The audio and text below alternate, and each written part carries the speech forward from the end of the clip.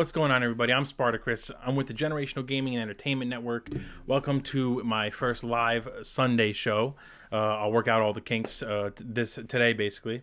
For the Sunday show, I just go over a lot of the news, a lot of the announcements. I kind of just scour the web and find anything I find interesting that kind of fits my style and my profile. As always, like and subscribe if you want to hear more of this kind of content. And if you have any comments, you have any questions, please feel free to jump into the chat and let me know. Actually, now you just reminded me I got to turn on the chats. Let's see. Let me get the feed going. I want to make sure I can communicate with anybody who's talking to me. I have a bunch of notes here. It was kind of a light week. On the news front, there wasn't a ton of big announcements. The biggest announcement of the week is definitely going to be a WandaVision, but I am not going to get into too much detail about that until my Tuesday show, mainly because there's a lot to talk about for WandaVision. It was a big cameo for anyone who hasn't seen it. If you want to talk about it in depth, please watch the show, jump in on Tuesday. I'm going to do another live show on Tuesday, and I'm going to go into a lot of details about theories. I'm kind of pumped because I feel like I came up with a theory that looks like it might be coming true. But, we'll get into that on Tuesday. So I figure it's probably easiest if I break this down. Kind of by category or by brand, I should say. So right now, Marvel is like the biggest thing out there on TV. So I'm going to start with the Marvel announcements. We got really the biggest announcement from Marvel that I've seen was the Wakanda TV show coming to Disney Plus, written by Ryan Coogler, who did the movie. I've read a lot online about how it just kind of proves that the Black Panther character is not just the one hero. It's about the culture that he represents and that he brings into the Marvelverse or the MCU. Couldn't agree more with that. I'm actually all for having a Wakanda show that kind of goes deeper into the life of the world of Wakanda. There was a ton of tribes in the Black Panther movie, so it's kind of a good idea to give almost maybe each tribe their own little kind of shout outs, their own little moments. And I have a feeling that the whole point of the Wakanda show will be to essentially establish the some other characters to maybe take the Black Panther mantle from T'Challa. Obviously, the saddest news over the last year or two was Chadwick Boseman passing away, unfortunately, at a super young age for a disease that can't really do too much about right now. I am torn on whether or not I don't want them to recast. I think it's a smart decision not to recast. And I know in the Black Panther movie, they talked about being able to actually bring or almost like pass on the Black Panther mantle. I guess what they didn't do a great job of in the movie was setting up a new character, a new person to take that mantle. Shuri, I know in the comic books, takes on the Black Panther mantle at a certain point and kind of goes on. I think, if I remember correctly, at this point, she's a big player in the Black Panther series. I'd be all for her taking the mantle during the comic books or during the movies.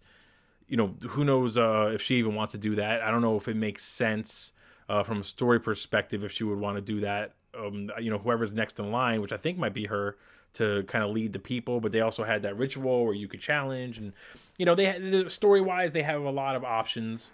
But I feel like that's what the Wakanda show is going to do. Besides giving us more of a background on just the world of Wakanda, that's going to introduce a few more characters that could maybe take that mantle, or almost like a fan favorite might take the mantle. So that was kind of big news. Another kind of, to me, it's a big announcement, but I think everyone kind of saw it coming anyway, was that War Machine is going to be making an appearance in the Winter Soldier and Falcon show, or Falcon and Winter Soldier show. So that means we got Baron Zemo coming back, and he's going to look more comic accurate. Obviously, Falcon and Winter Soldier. They've already announced a few other cameos from the wider MCU are going to be in the show. Their WandaVision obviously shows us that there's going to be maybe some surprise cameos or surprise guests. I don't want to go into too much detail, but I'm wondering if the surprise guest on WandaVision episode 5 opens up the possibility to have more characters from that universe coming into the different Disney Plus shows as a way of slowly kind of showing us that maybe this whole series of characters are now a part of the universe and they've always been around, and they're just kind of coming to the forefront after all the snaps and all the different things that Thanos did with the stones.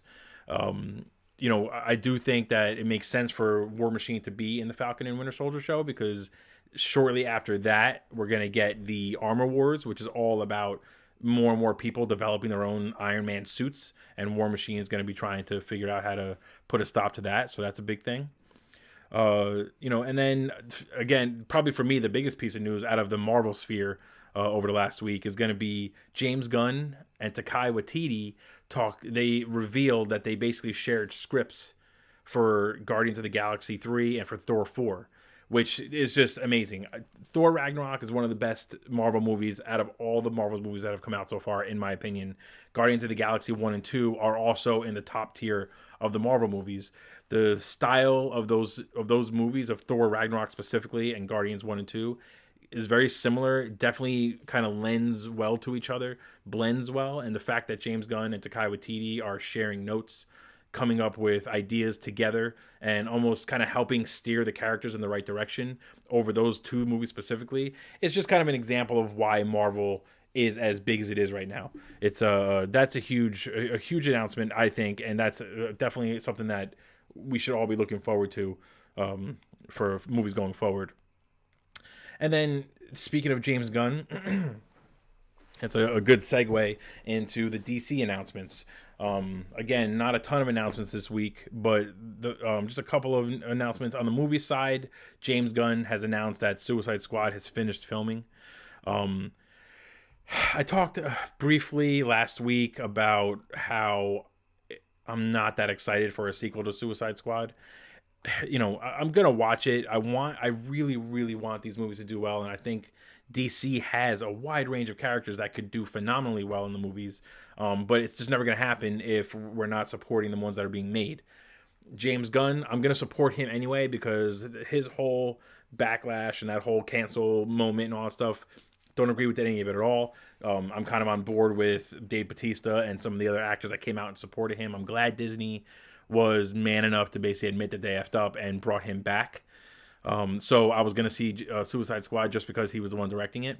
Some of the things I've seen looks like it could be better, and it's more leaning towards the Birds of Prey style of movie, which is awesome. I don't know how, judging by the end of Birds of Prey, how that's going to lead into Suicide Squad, but James Gunn kind of knows what he's doing, and if they're trying to make it a continuation, I'm sure he'll find a good way to do that. So I'm all for watching the movie. I just am not a huge fan of the first Suicide Squad. I've talked a little bit about that already. It's just not something that I love. So we'll come back. We'll come back to that when I see more footage. I am interested to see a trailer.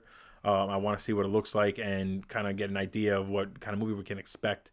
The first one seemed like it really wanted to, or the marketing seemed like it wanted to be more grounded in reality, and then it came out and it was all about some like witch trying to shoot a blue beam of light into the sky.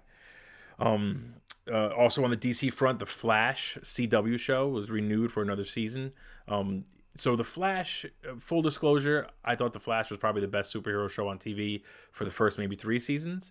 Since then, it just has not been able to bounce back. It's just gotten kind of progressively worse and worse. I feel like the writers just don't know what to do with these characters, and they're not planning so far in advance. The few times where it seems like they're trying to plan for future seasons, they're leaving their current seasons high and dry just because they want to set up the next season so badly. And you really can't do that. You have to kind of stay focused. I think the Flash is a perfect example of a show that would be much better if they cut the runtime down. A full CW season is like 20 something episodes. The Flash needs 13. 15 if you need to go a little longer. We don't need 28 1-hour episodes of him running fast. It's like you almost kind of run out of villains that could really take him on when you do this villain of the week thing. It just seems like the Flash should be easily handling a lot of these guys. So we'll see how that goes. With that, they actually announced a few other shows are being picked up. I know Superman and Lois. I was going to call it Lois and Clark because that's pretty much what it reminds me of, is starting this year. Starting in a few weeks, in fact. So I'll be putting up my reviews of that show. And just to kind of give you guys a heads up on that about Superman, I never liked him. I've never been a big fan of Superman. I never thought he was the greatest hero. I know he's like the red, white, and blue pretty boy. The problem with him is that it's an issue of him being too powerful. It's just too much. How many people do you know have a meteorite, and every single person in Metropolis seems to have kryptonite to fight Superman. It just doesn't make any sense. So, I'll watch the show. I'm already starting off kind of like on I'm not that interested kind of foot, but it's coming, and I want to give it a shot. I like the idea of having these superhero TV shows that build out these TV universes. I do think DC has made a big mistake by not having the TV show or the TV shows sync up with the movies that well.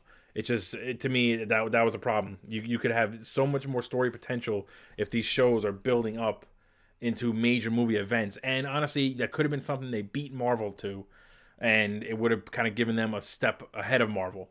But now with WandaVision, Marvel's already basically said, no, we're going to do that, and we're clearly going to do it well because we're Marvel. Feige knows what he's doing. So, Marvel dipped their toes into it with Agents of S.H.I.E.L.D. and the Daredevil and all those shows. They didn't really jump in full blast because I guess it was a little too difficult. Now with full control over Disney Plus, having the Marvel TV department working with the Marvel movie department means Marvel's already kind of full steam ahead gone through. And in 5 episodes of WandaVision, they've already proven they know what they're doing. Coming off of the comic books, one thing that I'm very excited for as a gamer, and you know what, I need to talk to my man Scythe X over at the Generational Gaming and Entertainment Network, is the Resident Evil reboot movie. So I'm a diehard Resident Evil fan. I remember 1996, I was so excited for the game to come out. My dad pre-ordered it for me. I had the strategy guide. The game released and my friends were coming over, lights off in the basement, and we're playing it all. I've played every single Resident Evil game from that moment on, including the shitty Survivor games and the Dead Aim. Although Dead Aim was actually pretty good. I think it's underrated. Me personally, I'm more of a traditionalist with the Resident Evil games. I like the slower pace, survival horror, count your bullets and avoid fights style games. The Resident Evil 4, while it was fun, to me, it's not Resident Evil. It was way too much action. Same thing with Resident Evil 5 and Resident Evil 6. Let's just pretend it didn't exist. I loved Resident Evil 7. I thought it was such a good return to form, and the first-person format really kind of revamped the games. And Resident Evil 2 Remake, honestly, is probably my favorite Resident Evil game of all of them. Resident Evil 1 Remake was up there, but the Resident Evil 2 Remake, it's just honestly perfect in every way. I have no complaints about it. Having said all of that, that's my background for Resident Evil. When they announced a reboot movie, I was on board, I was all in, and I was psyched. Then they started giving me some details about the Resident Evil reboot movie. And I wasn't so much on board anymore because while it's a reboot and it's gonna be based off the games. Okay, so let's just make that clear. They've already said it's going to be based off the games. But and so just before I even get into the shitty part, they also said that there's going to be Claire Redfield is in it. Sounds good, right? Although technically Claire didn't come into the second game, but whatever, Claire Redfield's in it. Then they said Jill Valentine is in it. So now you have Claire Redfield from Resident Evil 2 and Jill Valentine from Resident Evil 1. Okay, it's a little weird. It's going to take place in Raccoon City. Okay, awesome. That sounds good. But now you're having Tom Hopper as Albert Wesker. But then you also have Leon S. Kennedy. And then William Birkin, who's being played by Neil McDonough, which is a fantastic actor.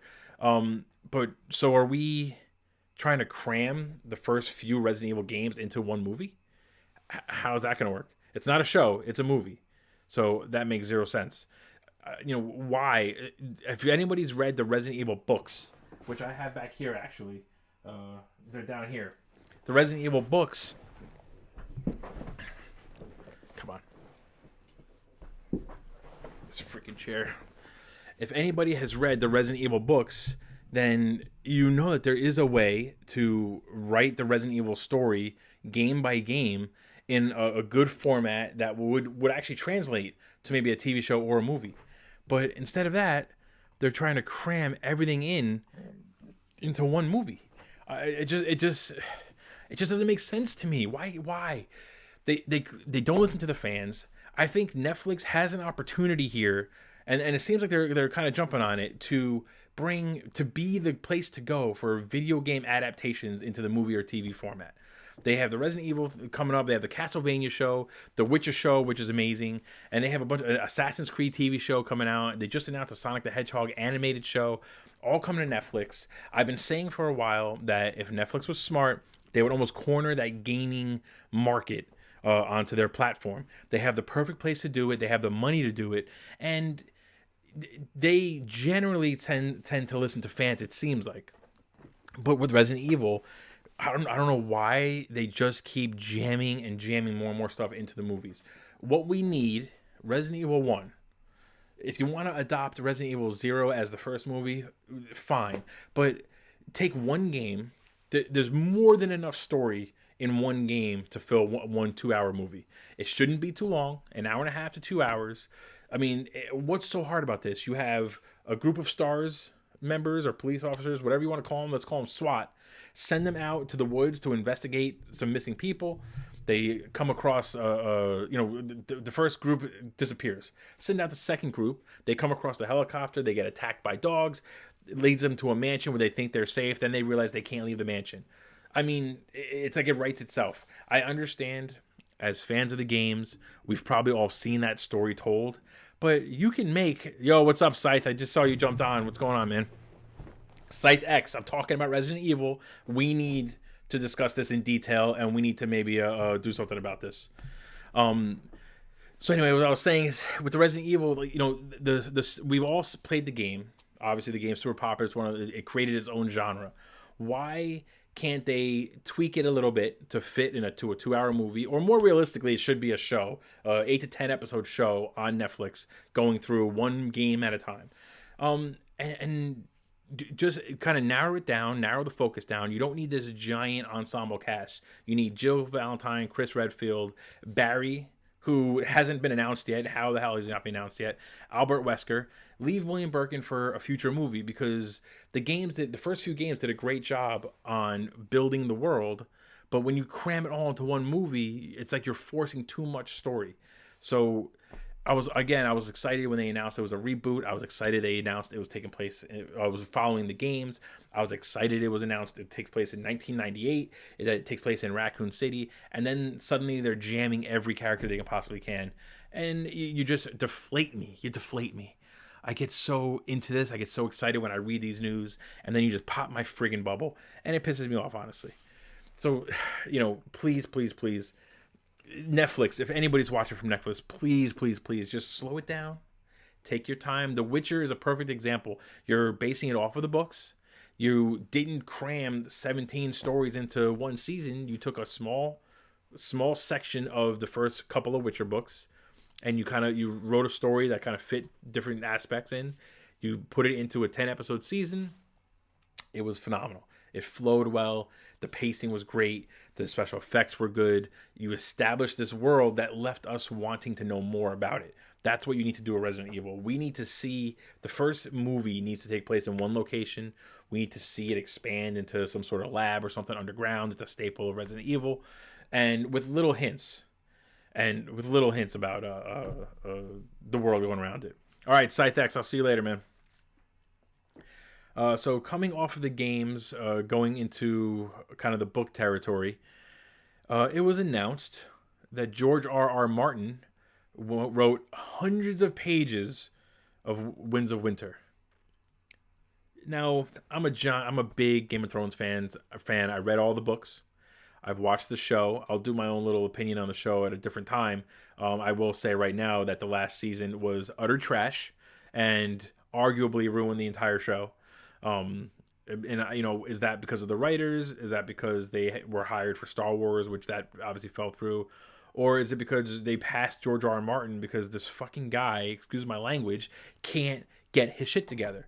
I don't care that you wrote 200 of pages. I don't even know if they gave a number amount of pages, but finish the book. It's been years. I think it's been a decade. Finish the book. We're at a point now, by the time the book comes out, I'm not going to care anymore. And please don't wait until the prequel show for HBO comes out. That has nothing to do with what I'm waiting to see. The books were so good. Maybe the fourth one was a little, but most of the books were so good. And it's just a decade to write another book. Are you kidding me? Like, we keep getting these little hints. He's like, "Oh, I'm working on it. I hope it's out here. I'm not doing anything but writing the book." Okay, great. Finish the goddamn book. Why is it taking so long? Oh, that's just that. Now I'm all heated. I know it's Super Bowl Sunday. I'm trying to stay in a good mood. And then really the last piece of news that came out. Unfortunately, I hate to end it on a sad note, but Christopher Plummer died at age 91. Nice long life. He's got a very long movie career. And you may recognize him if you've seen Knives Out. He was the matriarch of the family, or patriarch of the family, that committed suicide. That's not a spoiler because they kind of tell you that right in the beginning of the movie. Sad to see him go, but he's left us with a lot of memories, a lot of movies and performances. You can always take a deep dive into his filmography and kind of honor him in that way.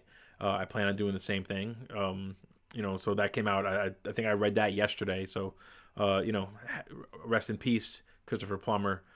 Condolences out to the family and friends. And that'll do it for today's show. Again, it was a slow week. Now, just as a heads up, I'm going to be talking about WandaVision in detail, in depth on Tuesday. If you have any suggestions, any theories, any comments, feel free to join in. I'm going to do it live on Twitch, and then I'll post the video afterwards at some point.